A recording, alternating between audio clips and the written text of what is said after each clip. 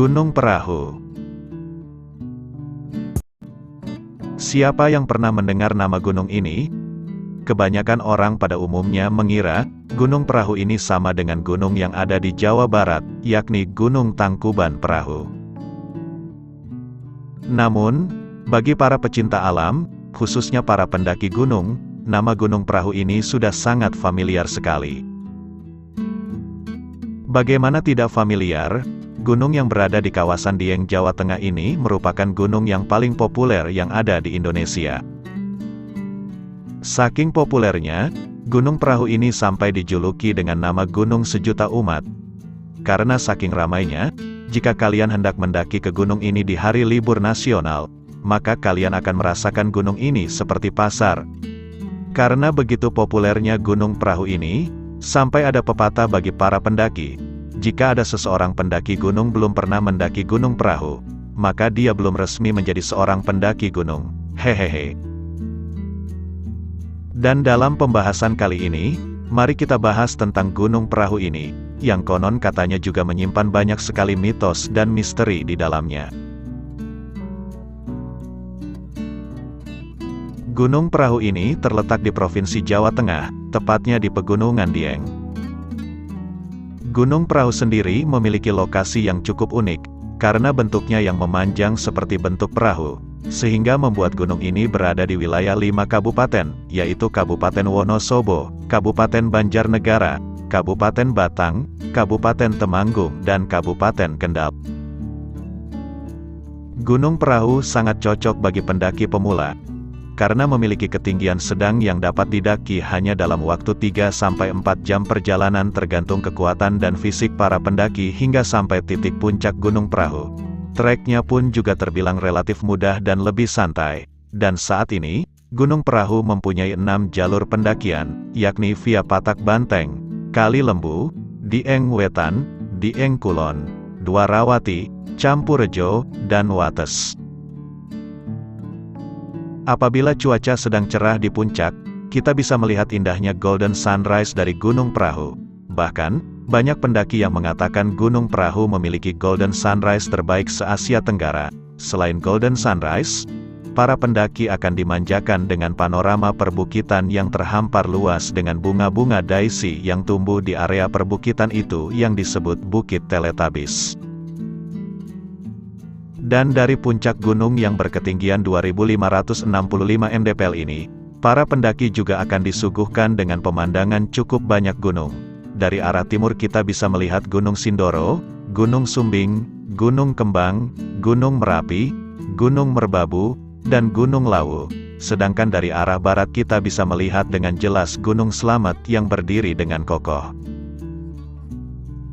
Dan yang paling ikonik dari pemandangan tersebut ialah pemandangan Gunung Sindoro, Gunung Sumbing, dan Gunung Kembang, karena itu adalah pemandangan yang menjadi gambar ikonik botol air mineral kemasan yang sudah sangat terkenal. Ketika musim kemarau tiba, Gunung Perahu akan memiliki suhu yang berada di titik terendah. Kita bisa menemukan banyak embun yang mengkristal menjadi es. Hal ini dikarenakan Gunung Perahu memiliki suhu yang relatif lebih rendah dibanding gunung lainnya, bahkan bisa mencapai suhu 5 derajat Celcius ketika berada di titik terendah. Itulah sebabnya kenapa gunung ini sangat populer bagi para pendaki gunung. Dengan jarak waktu tempuh yang tidak begitu panjang, kita sudah bisa menikmati keindahan alam yang tiada duanya tersebut. Namun, di balik segala keindahan yang ada di sana, Gunung Perahu ini juga menyimpan beberapa mitos dan misteri layaknya pegunungan di Indonesia lainnya.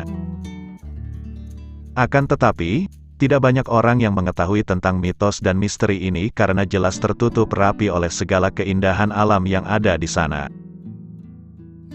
Yang pertama, ada misteri tentang asal-usul nama Gunung Perahu ini. Asal-usul nama Gunung Perahu ini, konon katanya sempat bernama Gunung Mayit. Dalam bahasa Indonesia, mayit artinya mayat, atau seonggok tubuh yang sudah ditinggal ruhnya. Konon katanya, bentuk Gunung Perahu jika dilihat dari jauh, menyerupai seperti pocong atau posisi mayit yang tidur rebahan. Namun, namanya juga misteri dan mitos. Tidak banyak yang tahu soal kebenaran dari asal-usul tersebut. Hal tersebut dikarenakan oleh sejarah Gunung Perahu yang dianggap sebagai perahu terbalik, dan bukit-bukit hijau di sekitarnya diartikan sebagai ombak lautan, sehingga gunung tersebut dinamai Gunung Perahu. Yang kedua, di Gunung Perahu juga terdapat sebuah mitos atau misteri tentang adanya sebuah pintu yang tak kasat mata, atau pintu gaib, Oyot Rimpang. Jalur pendakian Gunung Perahu lewat Dieng Kulon, kita akan menemukan vegetasi pepohonan yang masih lebat dan asri. Setelah melewati pepohonan lebat tersebut, kita akan menemukan vegetasi rumput dan bunga daisy. Nah, di salah satu bagian di padang bunga tersebut, terdapat beberapa pohon yang tumbuh dalam satu area. Setidaknya, terdapat 4-5 pohon yang tumbuh saling berdekatan tersebut, dan membentuk sebuah kotak atau biasa disebut dengan Oyot Rimpang. Tidak banyak yang tahu jika konon, bentuk kotak yang ada di dalam pepohonan tersebut adalah pintu gaibnya. Menurut kepercayaan masyarakat sekitar, jika ada pendaki atau petualang yang berani masuk ke dalam kotak tersebut, dipercaya dia akan berakhir di dimensi yang berbeda. Kalian akan terlihat berjalan memutar di tempat itu saja seakan tidak bisa keluar dari tempat tersebut. Akan tetapi, walau menyeramkan, namun kebenaran mitos tersebut belum bisa dibuktikan secara ilmiah. Sebagai pendaki yang beretika, pastinya kita juga harus menghormati dan tidak melanggar aturan-aturan yang ada terkait dengan mitos atau misteri pintu gaib tersebut. Yang ketiga, di Gunung Perahu juga dipercaya sebagai tempat bersemayamnya para dewa. Gunung Perahu berada di kawasan pegunungan Dieng. Konon, nama Dieng ini berasal dari bahasa Kawi. Di, artinya tempat atau gunung, dan Hyang, berarti dewa. Jadi, singkatnya nama Dieng berarti tempat atau gunung bersemayamnya para dewa. Berdasarkan cerita dari kepercayaan masyarakat sekitar, para dewa sesungguhnya bersemayam di Gunung Perahu tersebut. Hal tersebut mereka yakini karena adanya Candi Arjuno di kawasan tersebut.